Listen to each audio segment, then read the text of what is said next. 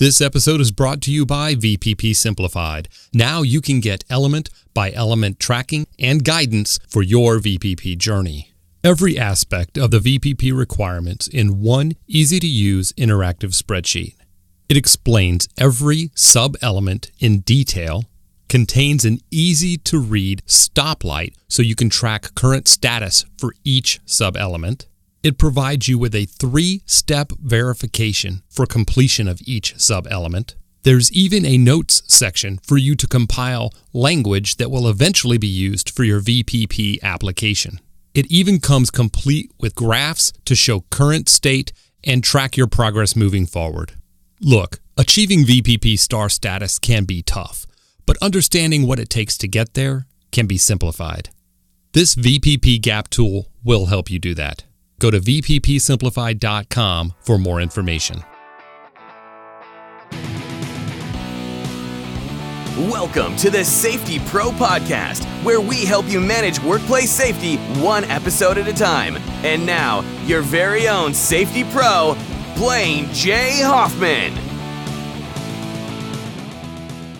Welcome to another episode of the Safety Pro Podcast. In this episode, I want to cover ergonomics and ergonomics injuries. First, let's start with what exactly is an ergonomic injury. Now, opinions vary on how to clearly define an ergonomics injury, and the definition of the term itself may depend on the context in which it's being used. However, ergonomic injuries are often described by the term musculoskeletal disorders, or MSDs. This is the term that refers, collectively to a group of injuries and illnesses that affect the musculoskeletal system.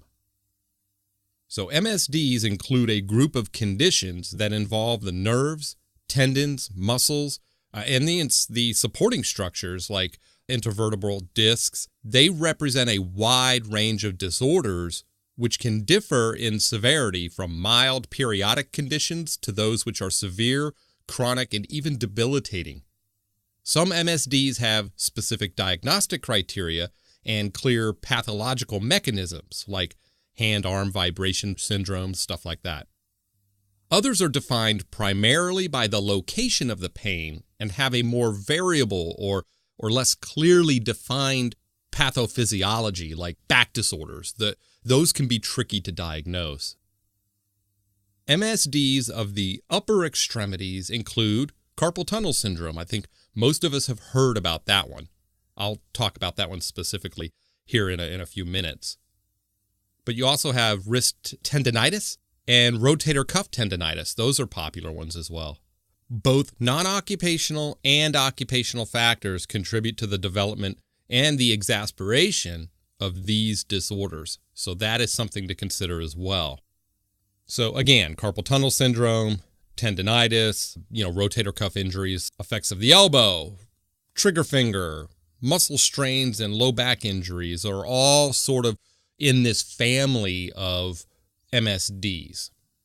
Something else you have to consider, there is no single diagnosis for MSDs. As OSHA continues to develop ergonomics-related guidance material for specific industries, they have one for the healthcare industry for patient lifting, for example, very specific, but they may narrow the definition as appropriate to address the specific workplace hazards that they cover.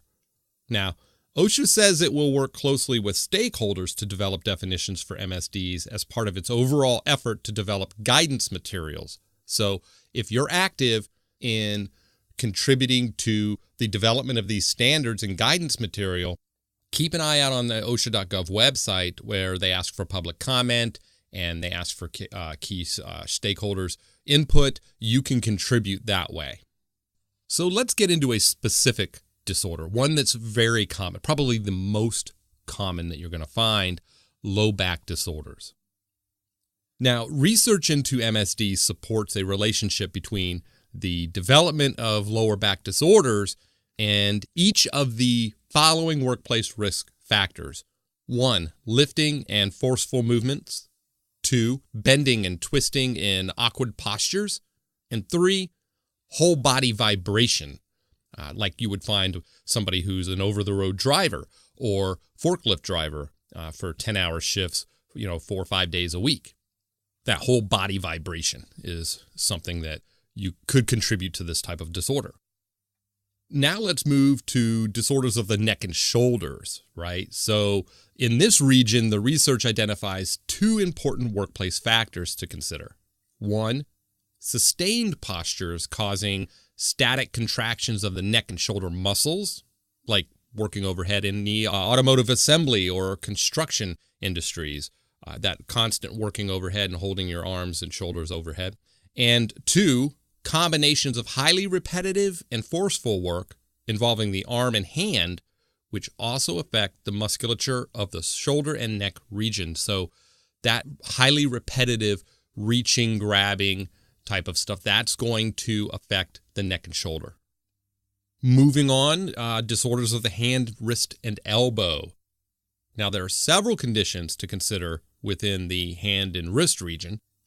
Combined work factors of forceful and repetitive use of the hands and wrists are associated with carpal tunnel syndrome, and vibration from hand tools like saws, chainsaws, things like that.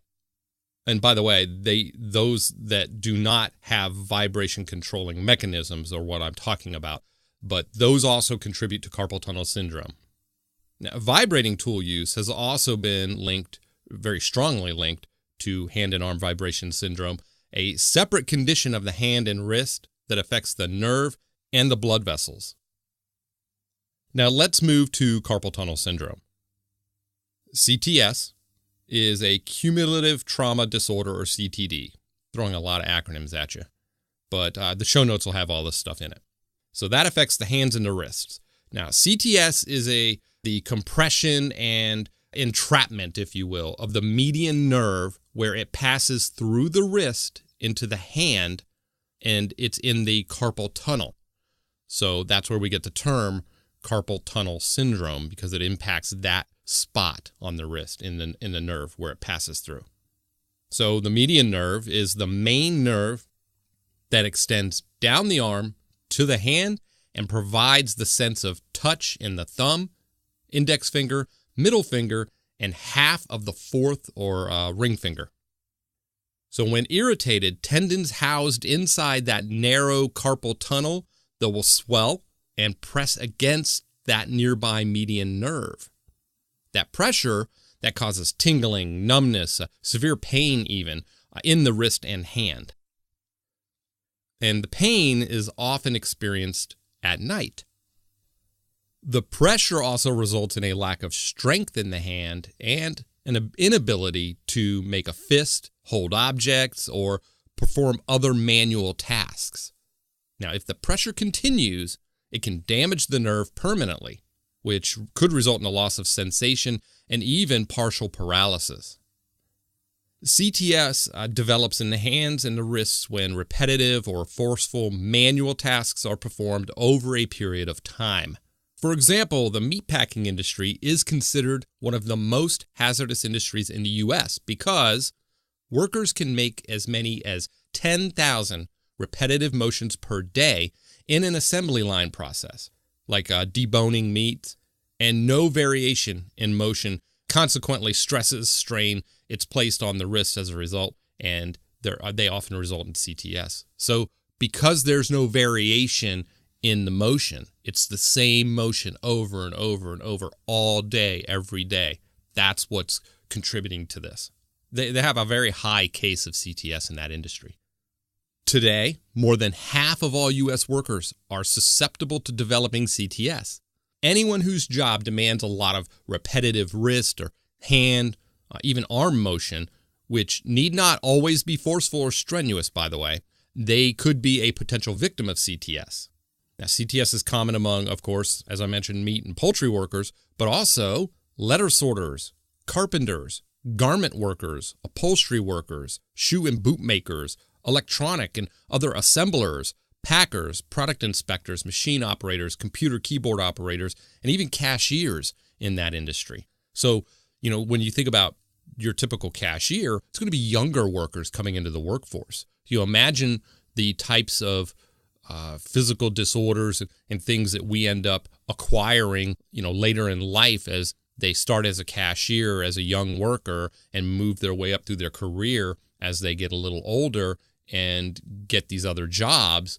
Those other companies end up, getting that cumulative sort of effect and hiring these employees. Now, don't get me wrong. What I'm suggesting here is that the industry as a whole, the working industry as a whole, all of us need to be mindful of these types of injuries. And since the early 80s, CTS has been reported widely among many service sector employees, including, of course, office workers, newspaper and news service employees who use video display terminals. They used to be called VDTs, but, computers, right? So CTS, among other health effects, is becoming a growing problem in those industries, across all industries, actually, because of the repetitive motions of keystroking data into computers over long periods of time. Compounding the problem is the fact that employees are often unaware of the causes of CTS and what even to do about them. So initially, the person may have fatigue and pain that develops during the workday and then disappears overnight with no physical symptoms. After a length of time, fatigue and pain develop earlier in the day. Some physical symptoms like clumsiness and the inability to hold on to items may also develop. That can affect work performance, and there could be, at some point, no overnight recovery of these, and that's when they become permanent. So when you get a full-blown case of CTS, there's constant fatigue and pain, no overnight recovery, and disturbed sleep results as well. At this point, work performance is inhibited to the extent of requiring off-duty time or light or restricted duty. So often victims of CTS, they don't associate their pain with their work because symptoms may only occur during the evening or off-duty hours. When workers finally do seek medical help, they may be given the wrong diagnosis and find the road to recovery takes a lot more time and money than had been anticipated. It's very important that as safety professionals, we look at the ergonomics of the job. And ergonomics meaning how our workers interact with their environment. And in a nutshell, not to get into a full-blown ergo lesson here, which I'm not able to do on this episode, but ergonomics is essentially, if I were to boil it down, it's the practice of making the work fit the worker and not the worker fit the work, right? So designing workstations that are adjustable, getting work closer to the employee so they don't have to reach, getting point-of-use tooling, things that they have to use quite frequently, laying out the workstation. 5S, by the way, is a great approach to use that will address a lot of ergonomics issues, reducing the number of steps somebody has to take to go and get things repeatedly, keeping things at close to them, designing for comfort, for long periods of time where an operator or worker is going to be at a workstation. All those things, that is how you attack the ergonomics of a problem, is by setting up the work and designing the work for the worker, and not just laying out a work area for the work and then making workers conform to it. You make the work area, sort of fluid, sort of adjustable, so that first shift you have, a female who's 5 foot and 100 pounds sitting in a tall chair. And then a second and third shift, you've got a 6'2" gentleman who comes in. That workstation isn't going to work for both of those employees. It needs to be adjustable. So we have to approach ergonomics, in a smart, realistic way if we are going to help drive this trend down going forward. Before I continue on with some, other exposures to MSDs, let's take a break. Let's mention our partners in safety. They help make all of this happen for you, so I can't thank them enough. And the first of which is, of course, who's on location. Now, safety and security starts with knowing who is on site. That's why you need to know who's on location. Who'sonlocation.com handles visitor management, contractor management, employee attendance, and evacuation management. I spend a lot of time talking about the evacuation management piece because, that's near and dear to my heart. But, we also need to be concerned with even visitors that come to the site. So setting up a kiosk at the front desk where visitors sign in and out, you can even connect the kiosk to a printer for printing labels, visitor labels. You can also have non-disclosure agreements and safety statements that they have to sign. You can even set it up to where they have to sign annually. So as a visitor signs in and a year has passed, it will know it's been a year since they've signed the last NDA or last safety statement. They have to sign this document. It's really, really cool. The only way to really describe it further is to tell you to go get a free trial. You're not going to be disappointed. You don't need a credit card. You don't need nothing like that. It's a free 30-day trial of all of the options that you can get with Who's on Location. If you do end up getting an evacuation, which is what I like to focus on, of course, then you also are able to capture who's on site as a visitor, and even contractors can sign in the same manner. So look, it's available for iOS, both iPhone and iPad. It's available for Microsoft users, phone and Surface tablets, even Android phone and tablets. It's a web application, so you know it's going to work across all platforms. It's really a great end-to-end solution for visitors, employees, evacuation management. The name says it all, Who's on Location. Check it out for yourself. Get a 30-day free trial by going to who'sonlocation.com. Again, you get access to all features and add-ons. No credit card required. And if you do decide to get the service, everything you set up during the trial stays with you. So who'sonlocation.com, get a 30-day free trial today. Our next incredible partner in safety is none other than the official floor marking floor sign company of the Safety Pro podcast, Mighty Line Floor Tape. Now, they know how important safety is to your organization, and the breadth of the Mighty Line product line covers everything you need to implement a 5S system for the increased productivity of your facility and the safety of your workers. I just mentioned that. 5S is an incredible tool that you can leverage for productivity, efficiency, and in a big way, safety. So Mighty Line's 5S floor markings are a great way to stay organized in your workplace. They have the angles, the dots, the arrows. Those are just a few of the 5S markings that Mighty Line offers. And as far as their tape, their floor tape, just listen to some of these facts. Their patented technology makes it more durable than other floor tapes. That's because Mighty Line tape is 7 times thicker than the average floor tape. The beveled edge increases durability during forklift traffic, and the peel and stick adhesive removes easily. Best of all, it's made all right here in the USA. Go to mightylinetape.com/podcast, fill out the form, get a free sample sent right to you. That's right, try it for yourself in your workplace. mightylinetape.com/podcast. And while you're there, you can check out past episodes of the Safety Pro podcast. An incredible partner in safety for our podcast. So big shout out to Who's on Location and Mighty Line Floor Tape. Go check them out today. All right, jumping back into MSDs and how they can occur, let's talk a little bit about the length and intensity of the exposure that could cause or lead to these disorders. Now, the research indicates the greater level of exposure to a single risk factor or a combination of factors, the greater the risk of having a work-related musculoskeletal disorder. An additional important factor is the time between each episode of exposure. With adequate time to recover or adapt even, and particularly when lower forces are involved, there may be less harm to the body from repeated exposures. The intensity as well as the extended length of the exposure to the forceful, repetitive work plays a substantial role in the risk of work-related MSDs in many traditional occupational settings. Okay, so what other factors may contribute to the symptoms of MSDs other than the length of time and the intensity? Each person has physical limits, right? Or what we call a comfort zone of activities and work levels that they can tolerate without developing symptoms of MSDs.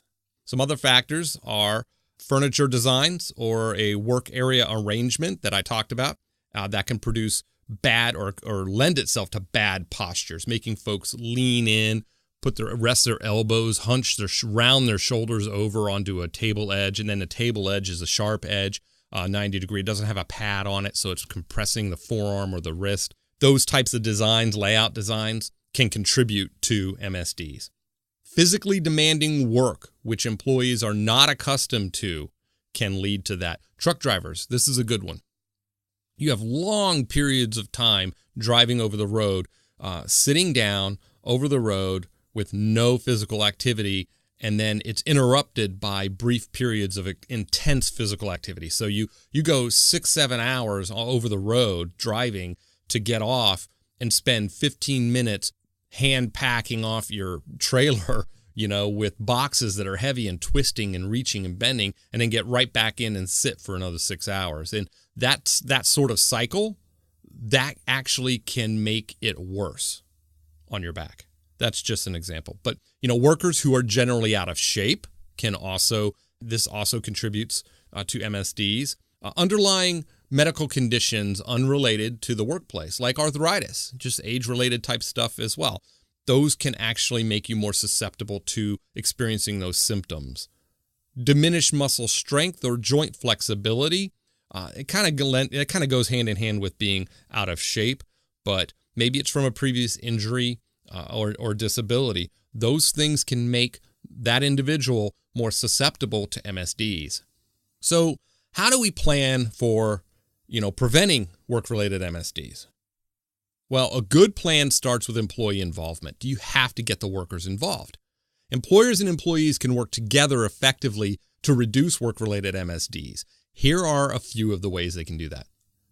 Look at injury and illness records to find jobs where problems have occurred already. Look for those trends. Another one, talk with workers to identify specific tasks that contribute to pain and lost workdays. Ask them, hey, of all the things you got to do, what is the biggest pain in your neck? No pun intended, right? But ask them. They'll tell you.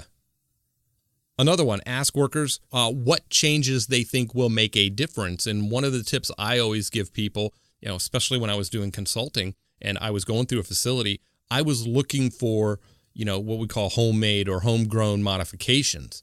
So whenever I saw an office chair that had a pillow duct taped to the seat back, that's somebody who it was bothering them and they went and fixed it themselves, That's a big red flag. To me, as a safety manager, I would look at that and stop and say, hey, who did you guys bring this from home? It's okay, but we can get this for you. We can get this for every chair. And then I would start going around saying, hey, who's got back problems sitting in these chairs? The seat pan, they call it, right? The seat part could be, too deep for some shorter workers, so they don't really sit all the way back against the backrest, and so they need that spacer in there. There's a lot of things that go into that. As I said earlier, you make the work fit the worker. And so look for workstations that have been modified with tape, duct tape, socks filled with rice for armrests, and just all kinds of good stuff. Look for signs of modifications, but basically, other than that, ask workers what changes they think will make a difference in the workplace. Another one, encourage workers to report workplace musculoskeletal symptoms. And, of course, establish a medical management system to detect problems early. If you do physicals, annual physicals in your workplace, work with your occupational health care provider and have them come in and do some job profiles and, good job descriptions, but also come in and say, this is how often they're reaching, bending, stooping, lifting, how much weight, how much overhead work. You can get a good job profile done so that we can look when you do an annual physical or somebody does experience some work-related signs and symptoms and you send them to the Occ Health Clinic, the doctor, the physician, can actually look up their job profile and start to target what aspects of the job might be contributing to this. And that lends itself to something I mentioned earlier where a lot of these are often misdiagnosed. It helps nail down what's truly causing the problem so you get the right treatment, and that's what it's all about, getting the right treatment and then that feedback to the employer of how we can further modify the work. Another one, find ways to reduce repeated motions, forceful hand exertions, prolonged bending, or working above shoulder height. Lower the work, get racks that have smaller batches, sizes, or break up parts or subpart components, things like that. That can get tricky, but you can do it. There are a lot of things that you can do. Another one, reduce or eliminate vibration and sharp edges or handles that dig into the skin, pliers, things like that, scissors. there are ergonomic friendly pliers and scissors and things like that. Another one is rely on equipment, not your back, but rely on equipment for heavy or repetitive lifting. Simple solutions often work best. Now, workplace changes to reduce pain and cut the risk of disability don't have to cost a ton of money, okay? They don't. I've often said you can blow $5,000 on a workstation and the employee slouches all day. So a big part of this is awareness, is training, is making sure that workers understand what ergonomics is, what musculoskeletal disorders are, how what they do every day can contribute to that, and why we need these changes to be sustainable. And it all is dependent on the end worker. And I'm not throwing the worker under the bus here. Leadership plays a big role, probably the biggest role, in making sure that we conform to the policies, procedures, and work instructions, right? That accountability. But let's face it, you can spend all this time and money and effort and have somebody that's, slouching all day, and then we wonder why we have a sore back when we go home. So it takes a group effort, all of us working together to support that.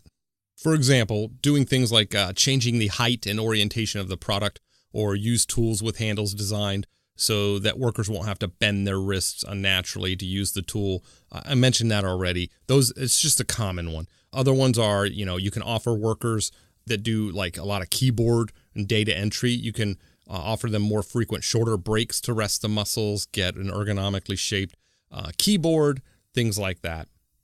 You can also vary tasks of assembly line workers to avoid repeated stress for the same muscles. And, we're talking about job rotation right there. I worked with it was a paper forming, box forming company, and they had formers, and they had basically 4 operators on a former. And every, I think it was 45 minutes, they would rotate positions for that reason. And it was a very effective way to reduce the occurrence of soft tissue injuries and muscle injuries that they were experiencing. You can also provide lifting equipment so workers won't strain their backs. I mentioned that before. That's a very common one. Using lifting devices, lift assists, call them zero gravity hoists even for drills that they do a lot of assembly work. You could put a zero gravity hoist on a drill so that it reduces the amount of strain that they have and pressure and force exerted on lifting that drill and holding that cordless drill all day. All good stuff, okay? Look at the show notes. I'll have all these tips on there, but I wanted to kind of open the door and talk and open the discussion to talking about MSDs and ergonomics in general. We'll have more to come, especially I want to do an episode on, doing a good job assessment and developing a job profile for occupational healthcare providers and how to get involved in that, what's involved in doing that, and some templates or forms you can use. So be looking for that in the future. Otherwise, shoot me your email, info@thesafetypropodcast.com, and let me know what you think. Drop me a note, leave me some suggestions for future topics on the podcast. And of course, until the next Safety Pro Podcast episode, as always, be safe.